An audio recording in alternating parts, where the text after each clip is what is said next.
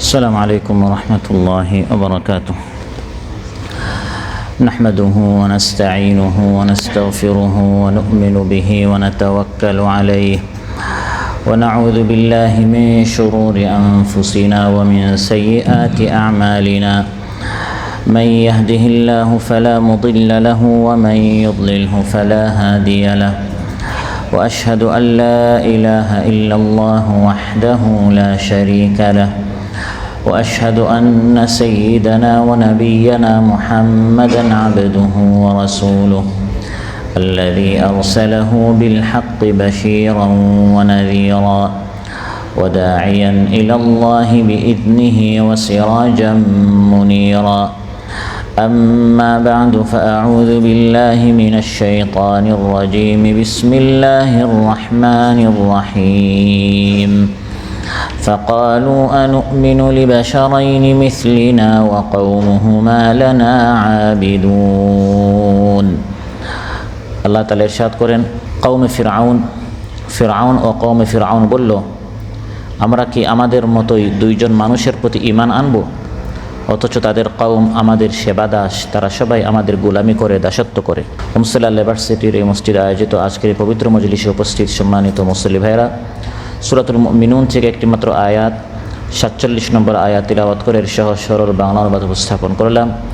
এই আয়াতে আল্লাহ তাআলা যে বিষয় উল্লেখ করেছেন সেটি হচ্ছে, মূসা ও হারুন আলাইহিসসালাম যখন ফিরআউন এবং তার কওমের সামনে দাওয়াত পেশ করলেন, তখন তারা কিভাবে অহংকারী করলো এবং তারা কিভাবে ঔদ্ধত্যপূর্ণ জবাব দিল এবং এখান থেকে আমরা কি শিখলাম, এসব বিষয়ে আপনাদের সামনে আলোচনা উপস্থাপন করব ইনশাআল্লাহ।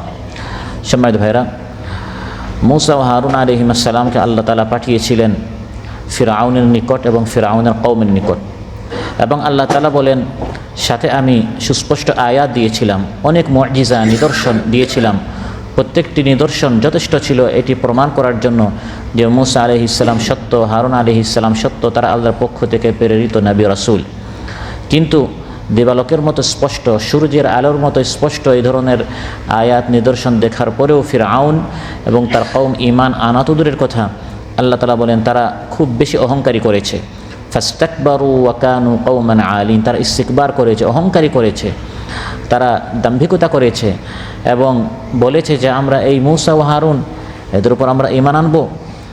তারা যে কত বড় অহংকারী ছিল, অহংকারী করে তারা কি বলেছে এর একটি মিসাল, একটি দৃষ্টান্ত আল্লাহ তাআলা এই আয়াতে উল্লেখ করেছেন। তারা বলল, ফাকালু আনুমিনু, আমরা কি ঈমান আনব, লিবাশারাইনি মিসলিনা, আমাদের মতো এই দুইটা ব্যক্তি আসবে আমাদের সামনে এবং এসে বলবে লা ইলাহা ইল্লাল্লাহ, এবং আমরা তাদের কথা মতো চলবো। এরা তো কখনো হতে পারে না। লিবাশারাইনি মিসলিনা আই ফারদাইন, এরা মাত্র দুইজন, আমাদের মতো তারা দুইজন আমাদের নিকট আসলো, তাদের সাথে কোনো জন নেই, লোক নেই, বাহিনী নেই, আর আমাদের কত বড় দল, সম্প্রদায়, জাতি আমাদের সাথে আছে। ফিরআউন এবং তার কওম এটাই তারা বলল যে আমরা আমাদের মতো এই দুই ব্যক্তি আমাদের নিকট এসে দাওয়াত পেশ করবে এবং তাদের কথাকে আমরা মেনে নিব, এটি কশ্চিনকালেও হতে পারে না। এটি ছিল তাদের অহংকারী কথা। নবুয়ত অস্বীকার করার জন্য তারা দলিল স্বরূপ মূসা ও হারুন আলাইহিসসালামের মানুষ হওয়ার কথা পেশ করলো, যে এরা তো আমাদের মতোই মানুষ, নবী আসবে তো একজন ফিরিস্তা আসবে বা অন্য কোনো মাখলুক আসবে, তাহলে আমরা বুঝতে পারবো যে তিনি নবী। আমাদের মতোই মানুষ, লিবাশারাইনি মিসলিনা, এসে আমাদেরকে দাওয়াত দিবে এবং বলবে তাদের নাকি এক রব আছে, আল্লাহ আছে, সে আল্লাহ নাকি তাদেরকে পাঠিয়েছে এবং তাদের কথা মতো আমরা আমাদের বাপ দাদার ধর্ম ত্যাগ করে তাদের পিছনে পিছনে চলবো, এটা তো হতে পারে না। ফিরআউন এবং তার কওম তাদের কথাকে আরও দৃঢ় করার জন্য, আরও মজবুত করার জন্য তারা বলল, এই মূসা ও হারুন এরা তো দুইজন ওই জাতির সদস্য, তারা তো ওই জাতির, তারা তো ওই কওমের, অর্থাৎ তারা তো বনী ইসরাঈলের, যারা আমাদের দাস। আমরা ফিরআউন হচ্ছি রাজা, আমরা এই মিশর পরিচালনা করি, আর মূসা ও হারুন যে আমাদের সামনে এসে দাওয়াত পেশ করেছে তারা কোন বংশের, তারা কোন গোত্রের, তারা কোন দলের, তারা কোন জাতির। কওমুহুমা লানা আবিদুন, তাদের কওম হচ্ছে আমাদের আবদ, আমাদের দাস, আমাদের সেবা তারা করে, এবং এই মূসা ও হারুনের কওম হচ্ছে আমাদের অনুগত, আমাদের নির্দেশকে, আমাদের অর্ডারকে এমনভাবে তারা পালন করে যেমন একজন দাস তার মুনিবের, তার সৈয়দ, তার লিডার এর কথা পালন করে থাকে। তো আল্লাহ তাআলা বলেন এভাবে তারা ইস্তিকবার করেছে, অহংকারী করেছে। তারা বলল ফাকালু আনুমিনু, আমরা কি ঈমান আনবো, লিবাশারাইনি মিথলিনা, আমাদের মতো দুইজন মানুষ, ও কওমুহুমা, এবং তাদের কওম, লানা, আমাদের, আবিদুন, তারা আমাদের গোলামি করছে। আমরা তাদেরকে আমাদের গোলামির জিঞ্জিরে আবদ্ধ করে রেখেছি। আমরা যা বলবো আমাদের কথা মতো পুরা মিশর চলবে। সে জায়গায় আমাদের গোলাম জাতি বনু ইসরাঈলের এই দুই ব্যক্তি এসে আমাদেরকে লা ইলাহা ইল্লাল্লাহর দিকে দাওয়াত দিবে এবং আমরা আমাদের এই রাজত্ব, গদি, ক্ষমতা, নেতৃত্ব, কর্তৃত্ব সব ত্যাগ করে তাদের পিছনে পিছনে চলবো, এটি তো তারা স্বপ্নের জগতে এটা দেখতে পারে, এটি কখনো হতে পারে না। এই কথাটি আল্লাহ তাআলা কেন উল্লেখ করলেন? ফিরআউনের আচরণ এবং কথা দুটোই আল্লাহ তাআলা উল্লেখ করেছেন। তার আচরণ হচ্ছে ফাস্তাকবারু ওয়া কানু কওমান আলিন, অহংকারী করেছে, দাম্ভিকতা করেছে, বাড়াবাড়ি করেছে, সীমালঙ্ঘন করেছে, অদ্যত্বপূর্ণ আচরণ করেছে।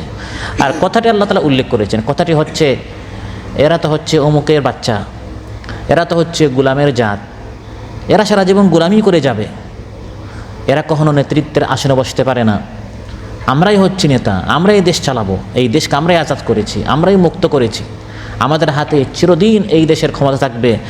এই যারা কোরআন এর কথা বলে, দ্বীনের কথা বলে, তাদের কথা মতো কখনো আমরা আমাদের আদর্শ, আমাদের মতবাদ ত্যাগ করতে পারি না। সেই যুগের ফিরআউন যে কথা বলেছিল, এই যুগের ফিরআউন সেই কথাই বলেছিল। এই জন্য আল্লাহ তাআলা ফিরআউনের কথা কোরআনের মধ্যে উল্লেখ করে দিয়ে আমাদেরকে শিখিয়ে দিচ্ছেন যে ফিরআউন এটি কেবল একটি ব্যক্তি নয়, এটি হচ্ছে একটি চরিত্র। এক ব্যক্তি ছিল প্রাচীনকালে, তার নাম ফিরআউন, কিন্তু এই লোকটা চলে গেছে কিন্তু তার চরিত্র চলে যায় নাই। যুগে যুগে এই চরিত্রের নতুন নতুন রূপে কখনো পুরুষ আসবে, কখনো মহিলা আসবে। ফিরআউনি আচরণ, স্বৈরাচারী আচরণ তারা করবে এবং মানুষকে তাদের গোলাম মনে করবে। আল্লাহ তাআলা এখানে বলছেন যে ফিরআউন বলেছে কওমুহুমা লানা আবিদুন, মূসা ও হারুনের কওম হচ্ছে আমাদের গোলাম, আমরাই হচ্ছি মুনিব, আমরাই হচ্ছি রাজা, আমরাই হচ্ছি সর্দার, এবং তারা হচ্ছে আমাদের গোলামের জাত। তাফসিরে জালালাইনে এসেছে কওমুহুমা লানা আবিদুন আই মুতিউন খাদিউন, তাদের পুরা কওম হচ্ছে আমাদের অনুগত। বনু ইসরাঈল এরা কখনো আজাদির ডাক দিতে পারে না, স্বাধীনতার ডাক দিতে পারে না, এরা সব সময় আমাদের গোলামি করে যাবে। এই দেশ আমার, আমার বাবার, আমাদের দলের, আমাদের এই দেশ, আমরা সারা জীবন এই দেশের নেতৃত্ব, কর্তৃত্ব আমাদের হাতেই থাকবে, এবং এরা হচ্ছে সারা জীবন আমাদের গোলামি করে যাবে। অন্য তাফসিরে এসেছে এই মুআব্বাদুন বিল আমালি ওয়াল আশগাল আশ-শাক্কা, যত কঠিন কঠিন কাজ, এই সকল কাজ বনু ইসরাঈলকে দিয়ে তারা করাতো। পারিশ্রমিক নাই বললেই চলে, মানে গোলামের সাথে মানুষ যেমন আচরণ করত, মানবিক মৌলিক অধিকার থেকে ফিরআউন বনু ইসরাঈলকে বঞ্চিত করে রেখেছিল। যত কঠিন কাজ আছে এগুলো তারা বনু ইসরাঈলকে দিয়ে হাড় ভাঙ্গা কাজ করাতো, আর গোলামের মতো দিন শেষে কোনো পারিশ্রমিক নেই বললেই চলে। অতএব যেখানে আমরা হচ্ছি রাজা আর মূসা ও হারুনের কওম হচ্ছে আমাদের গোলাম, এখন এই কওমের দুই ব্যক্তি এসে আমাদেরকে বলবে হে ফিরআউন, তুমি আমার রবের ইবাদত করো, ফাত্তাকুল্লাহ ওয়া আতিউন, আল্লাহকে ভয় করো এবং আমি মূসার আনুগত্য করো, এটি কখনো হতে পারে না। এই কথাটি ফিরআউনের কথা ছিল, কিন্তু কোরআন বলছে এটি শুধু ফিরআউনের কথা নয়, কওমে নূহ এই কথা বলেছিল, আদ সামুদ এই কথা বলেছিল তাদের নবীকে। হযরত নূহ আলাইহিস সালাম যখন তার কওমের সামনে দাওয়াত পেশ করলেন, জাতি জবাবে বলল আনুমিনু লাকা ওয়াত্তাবাআকাল আরযালুন, হে নূহ আমরা কি তোমার উপর ঈমান আনবো অথচ তোমার ইত্তিবা কারা করেছে? আল আরযালুন, যারা সমাজে আমাদের গোলামি করে। নূহ আলাইহিস সালামের আশেপাশে সমাজের মধ্যে যারা গরিব ছিল, নিঃস্ব ছিল, দরিদ্র ছিল, মিসকিন ছিল, এরাই আশেপাশে ছিল। আর বড় বড় ইন্ডাস্ট্রির মালিক, ব্যবসা বাণিজ্যের অধিকারী, বড় বড় পদ পদবী এর অধিকারী যারা ছিল, তারা নূহ আলাইহিস সালামের বিরোধিতা করত। মাঝে মধ্যে তারা চিন্তা করতো যে আমরা নূহ এর কাছে গিয়ে দ্বীনের কথা শুনি, কিন্তু যখন দেখতো যে আশেপাশে এরা কারা বসা, যারা আমাদের নিকট কাজ করে, যারা আমাদের গোলামি করে, তখন তারা বলতো হে নূহ এদেরকে সরাও। কিন্তু আল্লাহ তাআলা আমাদেরকে শিখিয়ে দিচ্ছেন, যুগে যুগে দ্বীনের কাজ করেছে বেলাল রাদিয়াল্লাহু আনহুর মতো, খাব্বাব রাদিয়াল্লাহু আনহুর মতো, খুবাইব রাদিয়াল্লাহু আনহুর মতো, যারা সমাজে মিসকিন ছিল, যাদেরকে দুর্বল করে রাখা হতো, এরাই সবসময় দিনের কথা বলেছে। সুবহানাল্লাহ। আমরা খুশি, আমরা আনন্দিত, সমাজে আমরা অবহেলিত হতে পারি, ধন সম্পদের দিক দিয়ে আমরা দরিদ্র হতে পারি, মিসকিন হতে পারি, কাজকর্ম আমরা পাচ্ছি না বা করেও আমরা টাকা পাচ্ছি না, এমন হতে পারে। কিন্তু আল্লাহ তাআলা আমাদেরকে বেলাল, খাব্বাব, খুবাইবের মতো সে কাফেলা আমাদেরকে শরীক করে দিয়েছেন। আনুমিনু লাকা ওয়াত্তাবাআকাল আরযালুন, হে নূহ, আমরা তোমার ইত্তিবা করব না। ইত্তিবা করার শর্ত হচ্ছে, এই আরযাল বলা হয় যারা অসহায়, যারা গরিব, যারা নিকৃষ্ট, নাউযুবিল্লাহ, তাদের ভাষা অনুযায়ী সমাজের মধ্যে যারা সবচেয়ে নিচু মানের, হে নূহ এদেরকে সরাও, তারপর আমরা চিন্তা করব, ভাববো আমরা তোমার কথা এসে এই বৈঠকে বসবো কিনা। রাসূল সাল্লাল্লাহু আলাইহি ওয়াসাল্লামের আশেপাশে সবসময় সমাজের গরিব মিসকিনরা থাকতো। সমাজের নেতৃত্ব যাদের হাতে ছিল, আবু জাহেল, আবু লাহাব, তারা চিন্তা করলো আমরা একবার মুহাম্মদের কথা গিয়ে শুনি। তারা এসে রাসূল সাল্লাল্লাহু আলাইহি ওয়াসাল্লামকে বলল, হে মুহাম্মদ, বেলালকে এখান থেকে সরাও, সাদ বিন আবি ওয়াক্কাসকে এখান থেকে সরাও, এদেরকে সরাও। উতরুদহা উলা লা ইশতারিউনা আলাইনা, আগে এদেরকে সরাও, তারপর আমরা বসে বসে তোমার কোরআনের কিছু কথা আমরা শুনি। কাফির মুশরিকরা এসে বলছে, কারণ আমি যদি ওদের সাথে বসি তখন তার সাহস বেড়ে যাবে, পরে যখন আমি তাকে দিয়ে কাজ করাতে চাইবো সে কাজ করবে না, কারণ সে আমার পাশাপাশি বসেছে। মহানবী সাল্লাল্লাহু আলাইহি ওয়াসাল্লাম একটু ভাবলেন যে আবু জাহেল যদি ইসলাম গ্রহণ করে অনেক লাভ, কারণ তার ফলে তার পুরো কোম্পানির যত লোক আছে, তার দলের যত লোক আছে, তার প্রতিষ্ঠানের যত লোক আছে, তার অধীনে যত লোক আছে, সবাই তার কথা মতো এই দিনে চলে আসতে পারে। আর বেলাল তো আমার লোক, খাব্বাব, খুবাইব, সোহাইব, এরা হচ্ছে আমার লোক। এদেরকে যদি আমি এখান থেকে একটু ওই দিকে যেতে বলি, তারা আশা করি মনক্ষুণ্ণ হবেন না। মহানবী সাল্লাল্লাহু আলাইহি ওয়াসাল্লাম এই সকল সাহাবীদেরকে তুচ্ছ তাচ্ছিল্য করার জন্য নয়, বরং দ্বীনের বৃহত্তর স্বার্থ তিনি চিন্তা করে বললেন, বা বলার চিন্তা করছিলেন, তিনি বলেন নাই, বলার চিন্তা করেছিলেন যে আমি আমার সাথীদেরকে একটু এখান থেকে সরতে বলি, আর আবু জাহেল, আবু লাহাব এদেরকে একটু চান্স দেই, হতে পারে একটা বৈঠকে তারা ইসলাম গ্রহণ করে ফেলতে পারে। তিনি সদ ইচ্ছায় একটু ভাবছিলেন যে আমি বেলালকে বলবো কিনা, খুবাইবকে বলবো কিনা, এই সমাজে অবহেলিত মিসকিন দরিদ্রদেরকে আমি একটু শর্তে বলবো কিনা। সঙ্গে সঙ্গে আল্লাহ তাআলা আয়াত নাজিল করলেন, ওয়ালা তাতরুদিল্লাযীনা ইয়াদউনা রাব্বাহুম বিলগাদাতি ওয়াল আশিয়্যি ইউরিদুনা ওয়াজহা, হে আমার নবী, যারা আল্লাহকে খুশি করার জন্য রাত দিন আল্লাহকে ডাকে, তাদেরকে কশ্চিন কালে আপনার বৈঠক থেকে আপনি শর্তে বলবেন না। সুবহানাল্লাহ। এবং আল্লাহ বলছেন, এই সকল ঈমানদাররা যখন আপনার নিকট আসে, তারা আপনাকে সালাম করার আগে আপনি তাদেরকে সালাম করবেন, কারণ আমি তাদেরকে অনেক ভালোবাসি। وَإِذَا جَاءَكَ الَّذِينَ يُؤْمِنُونَ بِآيَاتِنَا فَقُلْ سَلَامٌ عَلَيْكُمْ كَتَبَ رَبُّكُمْ عَلَى نَفْسِهِ الرَّحْمَةَ। সমাজে অবহেলিত দরিদ্র মিসকিন হতে পারে, আপনার বৈঠক থেকে শর্তে বলা তো দূরের কথা, যখন তারা আপনার নিকট আসবে আপনি আগেই তাদেরকে সালাম করবেন, সম্মান দিবেন, কারণ এই লোকের আপনার উপর ঈমান এনেছে, আপনার কথা মানছে। সুবহানাল্লাহ। আর ফিরআউনের আচরণ হচ্ছে যে এরা হচ্ছে আমাদের গোলামের জাত, এরা আমাদের গোলামি করে যাবে, এই ধরনের আচরণ ফিরআউন করেছিল। এটাকেই বর্তমান পরিভাষায় ফেসিজম বলা হয়, ফেসিবাদ বলা হয়, আরবিতে ফাশিয়া, ইস্তিবদাদ, ডিক্টাটোরিয়া বলা হয়। এক না একত্ব, ফেসিবাদ, নিজেকে সব কিছুর ঊর্ধ্বে মনে করা আর সবাইকে নিজের গোলাম মনে করা, কেউ কোনো কথাই বলতে পারবে না, আমার কথাই চূড়ান্ত। ফিরআউন এই ধরনের একটি পরিবেশ, একটি রাজত্ব কায়েম করেছিল, সবাইকে নিজের গোলাম বানিয়ে, আনা রাব্বুকুমুল আ'লা, আমি সবচেয়ে বড় রব। তার মানে আরও যদি কোনো রব থাকেও, ওই রবগুলোর আমি রব, আমি সবার বড়, সব কথার উপরে আমার কথা, চূড়ান্ত ফয়সালা আমার।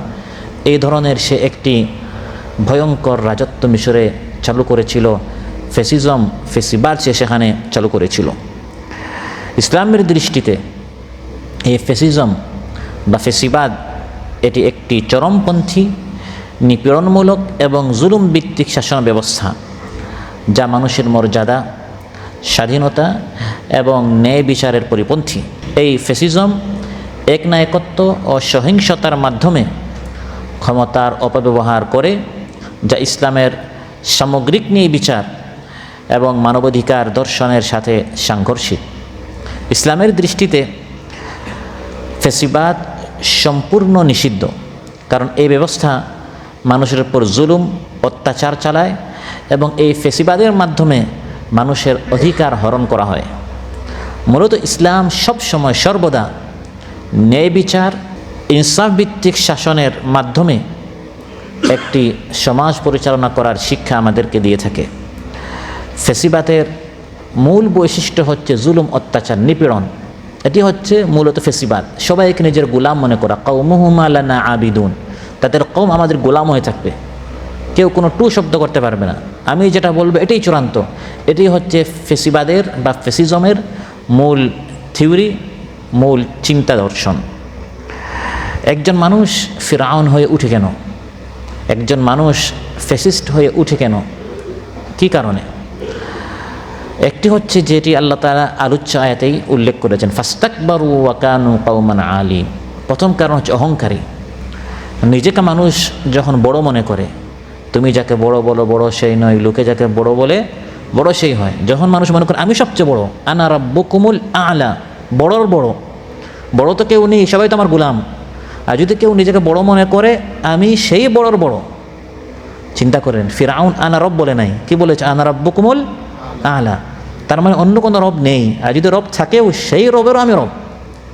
এই যে অহংকারী, এই অহংকারী একজন মানুষকে ফেসিবাদ হতে বাধ্য করে। যখন সে দেখে যে দেশের সবাই তার গোলামি করছে, তার পা চাটছে, কথা বলে বলে এমনভাবে তার প্রশংসায় মেতে ওঠে, যারা সাংবাদিকতা করছে, যারা লিখছে, যারা কবিতা গায়, যারা সাহিত্য লিখে, যারা নেতৃত্ব দিচ্ছে, সবাই যখন তার পিছনে পিছনে ঘুরছে এবং কেউ যখন তার অধিকার আর চাচ্ছে না, তাকে যে অল্প দেওয়া হচ্ছে তাতেই সে রাজি হচ্ছে, তখন সে মনে করে আমি অপ্রতিরুদ্ধ, আমাকে আর হারানোর, আমাকে আর নামানোর, আমার পতন ঘটানোর আর কেউ নেই। এই অহংকারী হচ্ছে মূলত একজনকে ফেসিবাদ হওয়ার অন্যতম কারণ। হযরত মূসা আলাইহিস সালামকে উদ্দেশ্য করে ফিরআউন তার জাতিকে বলল, আম আনা খায়রুম মিন হাযাল্লাযী হুয়া মাহিনু ওয়া লা ইয়াকাদু ইউবিন। ফিরআউন অহংকার করে বলছে, আমি কি উত্তম না এই মূসা উত্তম, যে নিজে লাঞ্ছিত, সুন্দর করে একটি কথাও বলতে পারে না? কতটুকু অহংকারী! সে বলছে যে এই মূসা সুন্দর করে একটি কথাও বলতে পারে না। মূসা আলাইহিস সালাম মুখে একটু কি ছিল? জড়তা ছিল। সে অহংকারী করে বলছে আমি যে কথা বলি এই কথা শোনো, কারণ মূসা তো একটি কথা সুন্দর করে বলতেও পারে না, আর পদের দিক দিয়ে, আসনের দিক দিয়ে, ক্ষমতার দিক দিয়ে আমি অনেক ঊর্ধ্বে।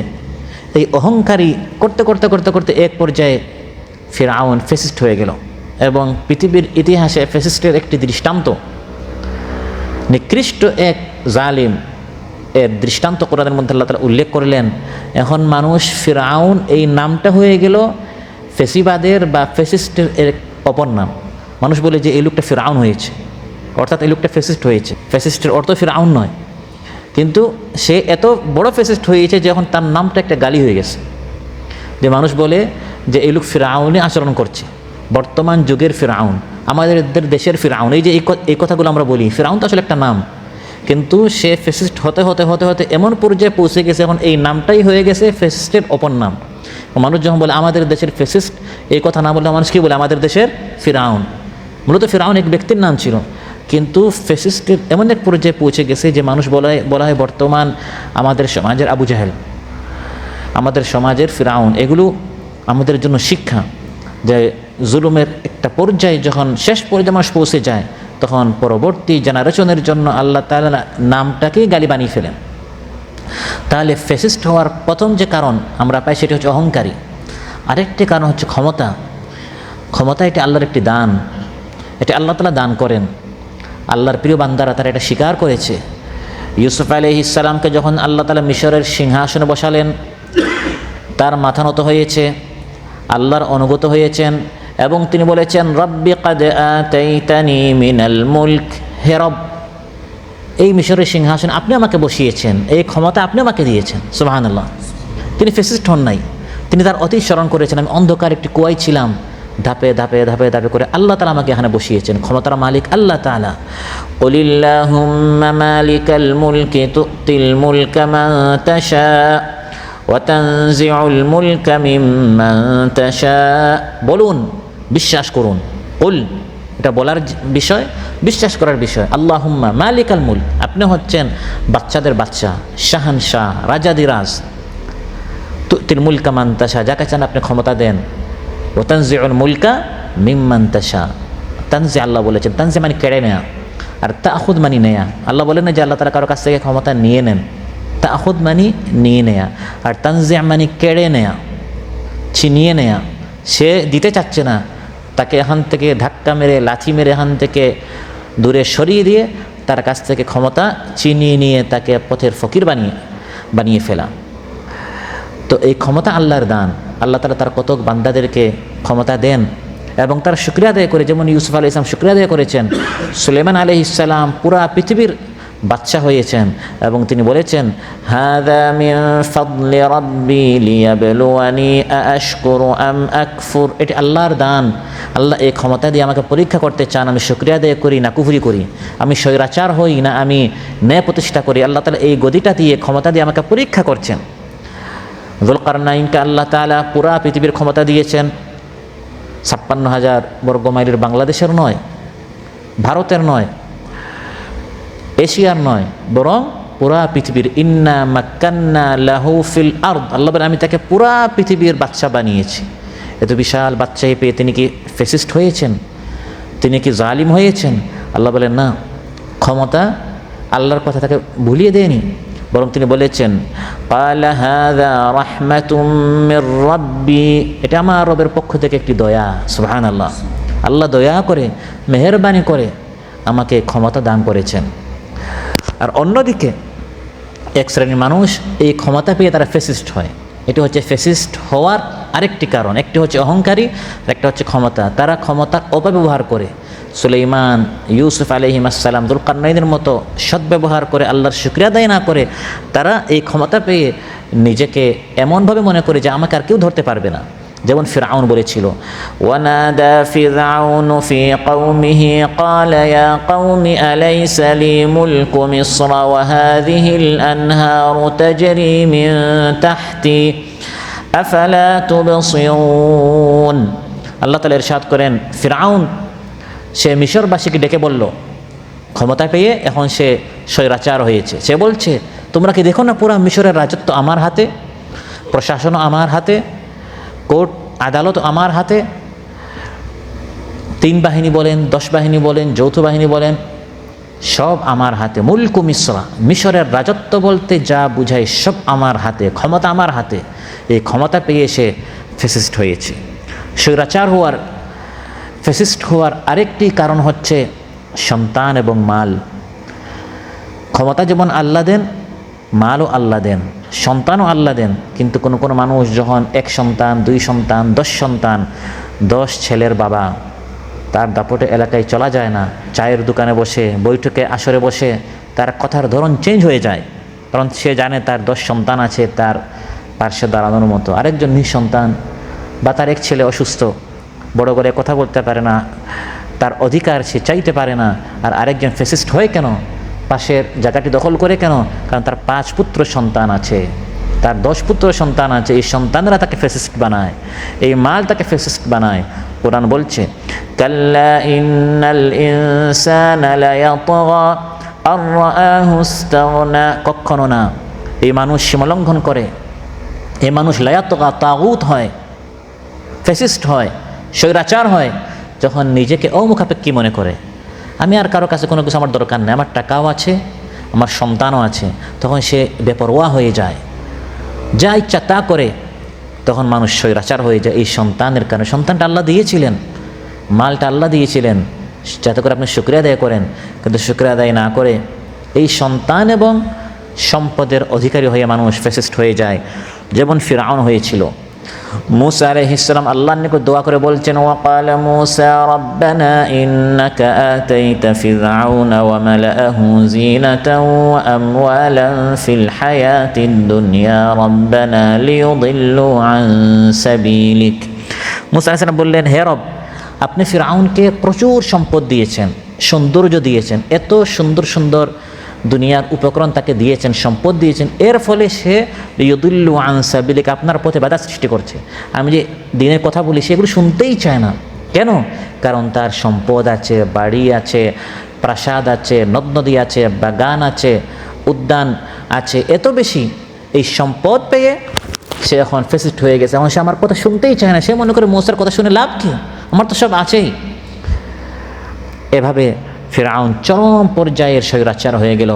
কোরআন ফিরআউনের এই স্বৈরাচারী আচরণ সম্পর্কে বলছে, ওয়া ফিরআউনা যিল আওতাদ, বহু সৈন্য, বহু বাহিনীর অধিপতি এই ফিরআউন, দিল আওতাদ, খুঁটিওয়ালা। তার এত খুঁটি ছিল, খুঁটি বলতে বাহিনী বোঝানো হচ্ছে, কারণ বাহিনী হচ্ছে খুঁটির মতো।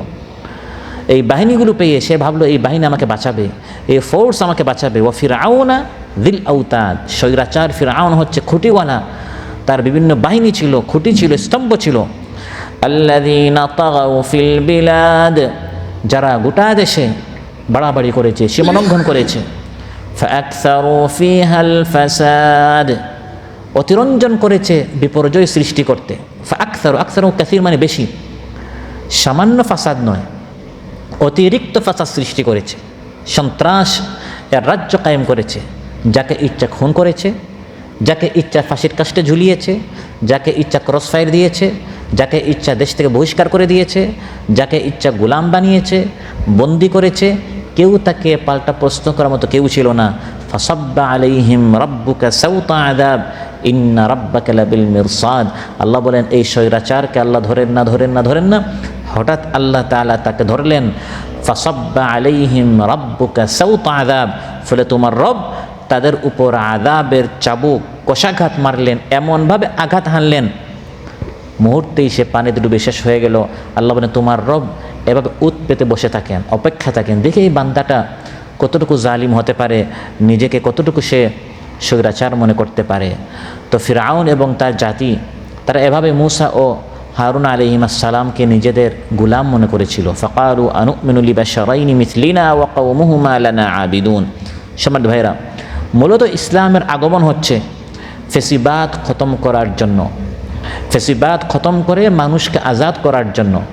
যা 24-এর ছাত্র জনতার যে আন্দোলন হয়েছে সেখানে আমরা শুনেছি গোলামি না আজাদি, আজাদি আজাদি। এই আজাদি হচ্ছে ইসলামের মূল বক্তব্য, মানুষকে গোলামি থেকে আজাদ করার জন্য, স্বৈরাচারের গোলামি থেকে। পৃথিবীতে যত ফিরআউন আছে, যুগে যুগে ফিরআউন থাকবেই, নতুন নতুন নামে নতুন নতুন রূপে আসবে। এই প্রত্যেক ফিরআউনের স্বৈরাচারী থেকে, তাদের জুলুম অত্যাচার থেকে মানুষকে আজাদ করার জন্য, স্বাধীন করার জন্য মূলত ইসলাম এসেছে। এজন্য সাহাবায়ে কেরাম রাদিয়াল্লাহু আনহুম যখন বিভিন্ন দেশ ফাতাহ করতে গেলেন, পারস্য, মিশর, তারপর আফ্রিকা, ইয়ামান ইত্যাদি, তখন ওই সকল দেশের মানুষ সাহাবীদেরকে জিজ্ঞাসা করলো, আপনারাও কি আমাদের দেশ দখল করতে আসছেন? ছিলেন মক্কায়, ছিলেন মদিনায়, আরব দেশে, ওখান থেকে পারস্যে আপনারা আসলেন কেন? আফ্রিকায় আসলেন কেন? আপনাদের মতলব কি? আমাদের দেশ দখল করে আমাদের পানি, আমাদের যত খনি আছে, আমাদের যত ক্ষেত আছে, আমাদের আমাদের দেশের যত সম্পদ আছে, এগুলো দখল করে নেওয়ার জন্য কি আপনারা এসেছেন? আরও 10 জন দখলবাজের মতো আপনারা? তখন তারা বললেন না। যেমন হযরত রিবঈ রাদিয়াল্লাহু আনহু, পারস্যের লোক তাদেরকে জিজ্ঞাসা করলো, আপনারা আমাদের দেশে আসলেন কেন? তারা বললেন, ইবতাআসানাল্লাহু লিনুখরিজা মান শাআ মিন ইবাদাতিল ইবাদি ইলা ইবাদাতি রাব্বিল ইবাদ। আল্লাহ তাআলা আমাদের নবীকে পাঠিয়েছেন, নবীর অবর্তমানে আল্লাহ তাআলা আমাদেরকে পাঠিয়েছেন, আরব দেশ থেকে আপনাদের নিকট এসেছি, হে জনগণ, তোমাদেরকে মানুষের গোলামি থেকে আল্লাহর গোলামির দিকে আহ্বান করার জন্য। সুবহানাল্লাহ। মানুষের গোলামির অর্থই হচ্ছে ফেসিবাদ। একজন মানুষ অন্যান্য মানুষকে তার গোলাম বানায়, এটি হচ্ছে স্বৈরাচারী আচরণ, স্বৈরাচারী চরিত্র।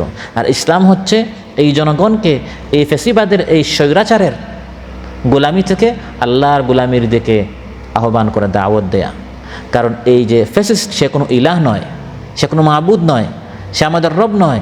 আমাদের কালিমা হচ্ছে লা ইলাহা ইল্লাল্লাহ, আল্লাহ ছাড়া অন্য কোনো আমার মাবুদ হতে পারে না, আমি তার গোলামি করব, আমি তার গোলামি করতে পারি না। আমার রব হচ্ছেন একজন। আলী রাদিয়াল্লাহু আনহু বলেন, লা তাকুন আবদ গায়রিক ওয়া কাদ খালাকাকাল্লাহু হুররা, তুমি কখনো কারো গোলাম হবে না, কারণ আল্লাহ তাআলা তোমাকে স্বাধীন আজাদ করে সৃষ্টি করেছেন।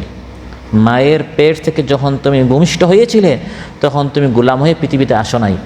ও কওমুহুমা লানা আবিদুন, ফিরআউন যেরকম বনি ইসরাঈলকে গোলাম বানিয়ে রেখেছিল, তুমি এরকম অন্য কোনো ফিরআউনের গোলাম হয়ও না। কারণ আল্লাহ তাআলা তোমাকে সৃষ্টি করেছেন আজাদ করে, স্বাধীন করে।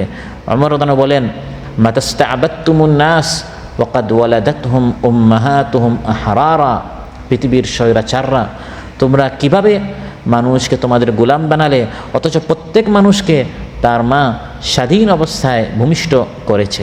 যখন সে পৃথিবীতে ভূমিষ্ঠ হয়েছে, পৃথিবীতে এসেছে, তখন এই বাচ্চাটি কী ছিল? স্বাধীন ছিল, আজাদ ছিল। সে শুধু তার রবের গোলাম হবে, সে আব্দুল্লাহ হবে, আল্লাহর আব্দ, গোলাম বান্দা হবে, তোমার নয়। যখন কেউ আল্লাহর বান্দাকে আল্লাহর বন্দিগি থেকে নিজের গোলাম, কওমুহুমা লানা আবিদুন, তার গোলাম বানানোর চেষ্টা করবে, তখনই সে স্বৈরাচার হয়ে ওঠে। প্রিয় ভাইরা, এভাবে যুগে যুগে ইসলামের আহ্বান হচ্ছে, ইসলামের দাওয়াত হচ্ছে আজাদির দিকে, স্বাধীনতার দিকে, মানুষকে স্বৈরাচারের গোলামি থেকে বের করে শুধু আল্লাহর ইবাদতের দিকে মানুষকে আহ্বান করেছে। যখন কোনো মানুষের মধ্যে স্বাধীনতা থাকে না, তখন ইসলাম মানুষের উপর বিধান সহজ করে ফেলে। সুবহানাল্লাহ। আপনি নামাজ পড়বেন যখন আপনি স্বাধীন থাকবেন, রোজা রাখবেন যখন আপনার মধ্যে স্বাধীনতা আছে। আর যদি কেউ আপনার স্বাধীনতা কেড়ে নেয়, আপনি স্বেচ্ছায় নামাজ পড়তে পারছেন না, আপনাকে বাধা দিচ্ছে, সিয়াম পালন করতে পারছেন না, এই বাধ্য হওয়ার কারণে, কোনো স্বৈরাচারের জুলুমের কারণে যদি আপনি আপনার অনিচ্ছায় কোনো ভুল ত্রুটি করে ফেলেন, ইসলাম সেটা ক্ষমা করে দিবে। হযরত আম্মার রাদিয়াল্লাহু আনহু, তিনি হচ্ছেন একজন শহীদ পিতা মাতার সন্তান। সুবহানাল্লাহ। তার চোখের সামনে তার মা সুমাইয়া রাদিয়াল্লাহু আনহা, যিনি ইসলামের প্রথম শহীদ নারী মহিলা, এই মহিলা হচ্ছে ইসলামের প্রথম শহীদ। তার চোখের সামনে তার মাকে শহীদ করা হয়েছে, তারপর তার চোখের সামনে তার বাবাকে শহীদ করা হয়েছে। আম্মার রাদিয়াল্লাহু আনহু বারবার বলা হচ্ছিল আবু জাহেল, আবু লাহাবের পক্ষ থেকে, মুহাম্মদকে গালি দেয় না, এই অবস্থায় তোকেও মরতে হবে। তখন নিপীড়ন নির্যাতনের একবারে কঠিন মুহূর্তে তারা যা চেয়েছিল তিনি তা বলে ফেললেন। তখন তারা শাস্তিটি, নির্যাতনটি তারা উঠিয়ে নিল। আম্মার রাদিয়াল্লাহু আনহু যখন বললেন তাদের ইচ্ছা অনুযায়ী, রাসূল সাল্লাল্লাহু আলাইহি সাল্লামকে একটি মন্দ কথা তিনি যখন বলে ফেললেন, তারা যখন চলে গেল, তখন তিনি খুব বেশি অনুতপ্ত হলেন, আমি কাজটা কী করলাম। তিনি অনুতপ্ত অবস্থায় রাসূল সাল্লাল্লাহু আলাইহি সাল্লামের নিকট হাজির হলেন। তখন মহানবী সাল্লাল্লাহু আলাইহি সাল্লাম জিজ্ঞাসা করলেন, ইয়া আম্মার কাইফা তাজিদু কালবাক, যখন তুমি কথাটি বলেছিলে তোমার কলবের অবস্থা কী ছিল? তিনি বললেন, মুতমাইন্নুম বিল ঈমান, আমার কলব ঈমানের উপর অটল ছিল। সুবহানাল্লাহ। মহানবী সাল্লাল্লাহু আলাইহি সাল্লাম ইরশাদ করলেন, ইন আদু ফাউদ, তারা যদি আবার তোমাকে কষ্ট দেয়, তুমি আবার এই ধরনের কথা বলিও।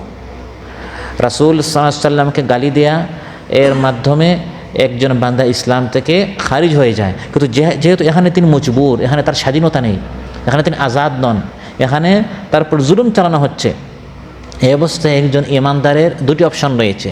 একটি হচ্ছে বেলাল রাদিয়াল্লাহু আনহুর মতো আহাদ আহাদ বলে পরিজনে শহীদ হয়ে যাওয়া, এটি হচ্ছে সর্বোত্তম মাকাম। আর আরেকটি হচ্ছে তারা যেটা চাচ্ছে সেটা দিয়ে সেখান থেকে বেঁচে চলে আসা, কিন্তু কলবটা যেন ইমানের উপর মুতমাইন থাকে, অটল থাকে। এই ইজাজতটা ইসলাম দিয়েছে, কারণ স্বৈরাচারের মোকাবেলা করতে গিয়ে অনেক সময় এই সকল পরিস্থিতির মুখোমুখি ইমানদারদের হতে হয়। এর জন্য এই অবস্থাগুলো আল্লাহ তাআলা আমাদেরকে বলে দিয়েছে। মান কাফারা বিল্লাহি মিন বাদি ঈমানিহি ইল্লা মান উকরিহা ওয়া কলবুহু মুতমাইন্নুম বিল ঈমান, কলব যদি ঈমানের উপর মুতমাইন থাকে, অনড় থাকে, তাহলে এই ধরনের কথাবার্তা বললে আল্লাহ তাআলা মাফ করে দিবেন। ইন্নাল্লাহ তাজাওয়াজা আন উম্মাতিল খাতা ওয়ান নিসিয়ান ওয়া মা সুকরিহু আলাইহি, নিশ্চয় আল্লাহ তাআলা আমার উম্মতকে মাফ করে দিয়েছেন যদি তারা ভুলে কোনো কাজ করে বা ভুলক্রমে করে, বা তাদেরকে যদি বাধ্য করা হয়, কোনো স্বৈরাচার ফ্যাসিস্ট বাধ্য করছে, সে একটি কথা বলল, সে মন থেকে বলে নাই, শুধু মুখে বলেছে, আল্লাহ সেটা মাফ করে দিবেন। প্রিয় ভাইরা, ইসলাম এভাবে জনগণকে, মানবমণ্ডলীকে গোলামি থেকে আজাদির দিকে বের করে আনার জন্য ইসলামের আগমন। কোনো জাতি যদি কোনো ফেসিবাদের, কোনো ফ্যাসিস্টের, ফেসিবাদী তার শাসন থেকে বেঁচে যায়, আল্লাহ তাআলা এই জাতিকে শুকরিয়া করার সুন্নত শিখিয়েছেন। তখন কি করতে হবে? শুকরিয়া আদায় করতে হবে। এই 17 বছর তো আমরা টের পেয়েছি ফ্যাসিস্টের অভিশাপ কত ভয়ঙ্কর। এই ধরনের ফ্যাসিস্ট আজও পৃথিবীতে বিভিন্ন জায়গায় আছে। যারা স্বাধীন হয়ে যায়, আজাদ হয়ে যায়, যখন ফ্যাসিস্ট চলে যায় মানুষ তখন ভুলে যায়। এই জন্য আল্লাহ তাআলা বারবার স্মরণ করিয়ে দেন, আগের কথাগুলো স্মরণ করো। বানু ইসরাইলের চোখের সামনে যখন ফিরআউনের পতন হয়েছে, ফেসিস্ট যখন পানিতে ডুবে মারা গিয়েছে, আল্লাহ তাআলা ইরশাদ করেন, ওয়া ইয নাজ্জাইনাকুম মিন আলি ফিরআউনা ইয়াসুমুনাকুম সুআল আযাবি ইউযাব্বিহুনা আবনাআকুম ওয়া ইস্তাহইউনা নিসাআকুম ওয়া ফি যালিকুম বালাউম মির রাব্বিকুম আযীম। স্মরণ করো যখন আমি তোমাদেরকে আলে ফিরআউনের দল থেকে বাঁচিয়েছি। ফিরআউনের দল থেকে, একটা হচ্ছে ফিরআউন আর একটা হচ্ছে আলে ফিরআউন। আলে ফিরআউন হচ্ছে ফিরআউনের দল। আল্লাহ বলেন বানু ইসরাইলকে, বানু ইসরাইল এখন স্বৈরাচারের পতন হয়েছে, স্মরণ করো ওই আগের কথা যখন ওই ফিরআউন এবং তার দল তোমাদের সাথে কি করতো, তোমাদেরকে কঠিন থেকে কঠিন শাস্তি নির্যাতন চালাতো, তোমাদের ছেলে সন্তানদেরকে জবাই করতো, কন্যা সন্তানদেরকে চাকরানি হিসাবে রাখতো। এটা আল্লাহর পক্ষ থেকে কঠিন একটি বিপদ ছিল, পরীক্ষা ছিল। এখন সে মেঘ আসমান থেকে চলে গেছে, সে কঠিন দিনগুলো এখন আলহামদুলিল্লাহ আল্লাহ তাআলা তোমাদের ভাগ্য থেকে সরিয়ে দিয়েছেন। আল্লাহকে ভুলিয়ে যাইও না। আল্লাহকে ভুলিয়ে গেলে ওই ধরনের নতুন ফিরআউন আল্লাহ তাআলা আনতে পারেন কি না? আনতে পারেন। এই জন্য আল্লাহ বলেন ওয়া ইয নাজ্জাইনাকুম, স্মরণ করো। প্রিয় ভাইরা, ইসলাম কখনো কোনো অবস্থায় কাউকে ফ্যাসিস্ট হতে কোনো সুযোগ দেয় না, বরং ইসলামের বক্তব্য হচ্ছে প্রত্যেকটা মানুষ স্বাধীন, মানুষকে স্বাধীনভাবে কাজ করতে দিতে হবে। আপনার মত, আপনার কথা কারোর ওপর চাপিয়ে দিবে, আপনি ফ্যাসিস্ট হবেন, তাকে আপনার গোলাম মনে করবেন, কোনো কথা বলা যাবে না, কোনো মত দেওয়া যাবে না, কোনো পরামর্শ নেওয়া যাবে না, ভ্রমণ করা যাবে না আমার পারমিশন ছাড়া, এই ধরনের সবাইকে গোলাম বানিয়ে ফেলা এটা ইসলাম নিষেধ করেছে। এমনকি ইসলাম কতটুকু মানুষকে আজাদ এবং স্বাধীনভাবে রাখতে চায় এর দুই একটা দৃষ্টান্ত উল্লেখ করব। একটি হচ্ছে ধর্ম গ্রহণের স্বাধীনতা, একটি হচ্ছে ধর্মগ্রহণের স্বাধীনতা। ইসলাম আমাদেরকে এতটুকু অনুমতি দিয়েছে, আমরা শুধু এই ধরনের আয়োজন করব, দাওয়াত দিব, আয়োজন করে করে আমাদের বক্তব্য মানুষের সামনে উপস্থাপন করব, এতটুকু পর্যন্ত আমাদের অধিকার আছে। কিন্তু ধরে আমি যা বলছি এটা মানতে বাধ্য করব, এটি হচ্ছে ফ্যাসিজম, এটি হচ্ছে ফেসিবাদী আচরণ। এটি ইসলাম করতে আমাদেরকে বারণ করেছে, এটা করা যাবে না। ফাযাক্কির ইন্নামা আনতা মুযাক্কির লাস্তা আলাইহিম বিমুসাইতির। ফ্যাসিস্ট হওয়া যাবে না। মুসাইতির বলে ফ্যাসিস্টকে, দারোগা। আমি নবী যা বলছি সবাইকে এখানে দাঁড়িয়ে 5 ওয়াক্ত নামাজ পড়তেই হবে, রমজান মাসে সিয়াম পালন করতেই হবে। হে নবী, আমি আপনাকে দারোগা করে পাঠাই নাই, আপনি ফ্যাসিস্ট আপনি হতে পারবেন না, বরং বেশ থেকে বেশ মুযাক্কির, আপনি শুধু দাওয়াত দিবেন। আর ফিরআউনের আচরণ কেমন ছিল? জাদুকররা যখন ঈমান নিয়ে আসলো, ক্বালা ফিরআউনু আমানতুম বিহি ক্বাবলা আন আযানা লাকুম। ফিরআউন বলল, আমার অনুমতি ছাড়া তোমরা ঈমান নিয়ে এসেছো? দেখেন ইসলাম এবং ফিরআউনের মধ্যে পার্থক্য কি? ইসলাম ধর্ম গ্রহণের কি দিয়েছে? স্বাধীনতা দিয়েছে। আর ফিরআউন বলছে জাদুকরদেরকে, তোমরা আমার অনুমতি ছাড়া ঈমান আনলে কেন? তার মানে ফ্যাসিজমে ধর্ম গ্রহণ করার কোনো কি নেই, স্বাধীনতা নেই। আরেকটা হচ্ছে চিন্তার স্বাধীনতা। ইসলাম আপনাকে চিন্তা করার স্বাধীনতা দিয়েছে, আপনি চিন্তা করবেন, অনুধাবন করবেন, বিশ্ব নিয়ে, ইতিহাস নিয়ে, নিজেকে নিয়ে কিতাব পড়বেন, বুঝবেন, অধ্যয়ন করবেন, স্বাধীনভাবে আপনি চিন্তা আপনাকে কোনো একটি মত গ্রহণ করতে, আপনার এই আকলটাকে কোথাও আবদ্ধ করতে, কারো গোলামি করতে ইসলাম বলে নাই। قُلِ انظُرُوا ماذا فِي السَّمَاوَاتِ وَالْأَرْضِ। আল্লাহ বলেন, হে নবী আপনি বলুন, তোমরা আসমান জমিনে চিন্তা করো। কোরআনে কত আয়াত আল্লাহ তাআলা বলেছেন চিন্তা করো, ফিকির করো, স্বাধীনভাবে চিন্তা করো। আর ফিরআউন কি করেছে? فَاسْتَخَفَّ قَوْمَهُ فَأَطَاعُوا। তার গোটা জাতিকে সে বোকা বানিয়ে রেখেছিল। এখানে শুধু একটা শিক্ষা ব্যবস্থা চলবে, মিডিয়াতে শুধু ফিরআউনের কথা বলা হবে, বৈঠকে, আসরে, সমাবেশে, বিবৃতিতে, টকশোতে, খবরে, সব জায়গায় শুধু ফিরআউনের কথা, অন্য কোনো মতের কোনো কথা বলা হবে না, যাতে করে মানুষ চিন্তা করে সত্যটা মানুষ উদ্ঘাটন না করে। শুধু একদলীয় শাসন, এভাবে সে সবাইকে নিজের গোলাম বা নিজের চিন্তার কোনো সুযোগ নেই। আরেকটা হচ্ছে বাক স্বাধীনতা, আরেকটা হচ্ছে বাক স্বাধীনতা। রাসূল সাল্লাল্লাহু আলাইহি ওয়াসাল্লাম ইরশাদ করেন, আফদালুল জিহাদি কালিমাতু হাক্কিন ইনদা সুলতানিন জাইর। শ্রেষ্ঠ জিহাদ হচ্ছে জালিম শাসকের সামনে সত্য কথা বলা। আর ফিরআউন কাউকে কোনো স্বাধীনভাবে কথা বলতে দিত না, এটা হচ্ছে স্বৈরাচারী আচরণ। আরেকটি হচ্ছে মতামত দেওয়ার স্বাধীনতা। ও আমরুহুম শুরা বাইনাহুম। আল্লাহ বলেন ঈমানদারেরা পরস্পর প্রত্যেকটা গুরুত্বপূর্ণ বিষয়ে পরামর্শ করে। আর ফিরআউন বলেছিল, মা উরিকুম ইল্লা মা আরা, কোনো পরামর্শ নাই, আমি ফিরআউন যেটা বলবো এটাই চূড়ান্ত। ইসলাম আরেকটি দিয়েছে ভ্রমণ করার স্বাধীনতা। কুল সিরু ফিল আরদ, জমিনে ভ্রমণ করো, জমিন দেখো। আর ফিরআউন মূসা আলাইহিস সালামকে বলেছিল, লা ইন ইত্তাখাযতা ইলাহান গায়রি লা আজআলান্নাকা মিনাল মাসজুনিন। হে মূসা, আমি ফিরআউন ছাড়া অন্য কাউকে ইলাহ হিসাবে গ্রহণ করলে তোমাকে জেলখানা আবদ্ধ করব। সফর করা তো দূরের কথা, জেলখানা থেকে বের হতে পারবো না। তাহলে এগুলো হচ্ছে ইসলাম এবং ফ্যাসিজমের মধ্যে পার্থক্য। ইসলাম মানুষকে স্বাধীন হিসাবে দেখে, স্বাধীন হিসাবে রাখতে চায়। আল্লাহ সুবহানাহু ওয়া তাআলা আমাদের সবাইকে বলার চেয়ে শোনার চেয়ে বেশি আমল করার তৌফিক দান করুন। ইসলামের যে মহান আদর্শ রয়েছে, চমৎকার দর্শন রয়েছে, এটা ভালো করে জানার, বুঝার এবং নিজেরা আমল করে অন্যান্যদেরকে এর দিকে দাওয়াত দেওয়ার, আহ্বান করার আল্লাহ তাআলা আমাদের সবাইকে তৌফিক দান করুন। সুবহানাকাল্লাহুম্মা বিহামদিক, আশহাদু আল্লা ইলাহা ইল্লা আনতা, আস্তাগফিরুকা ওয়া আতুবু ইলাইক। আসসালামু আলাইকুম ওয়া রাহমাতুল্লাহি ওয়া বারাকাতুহু।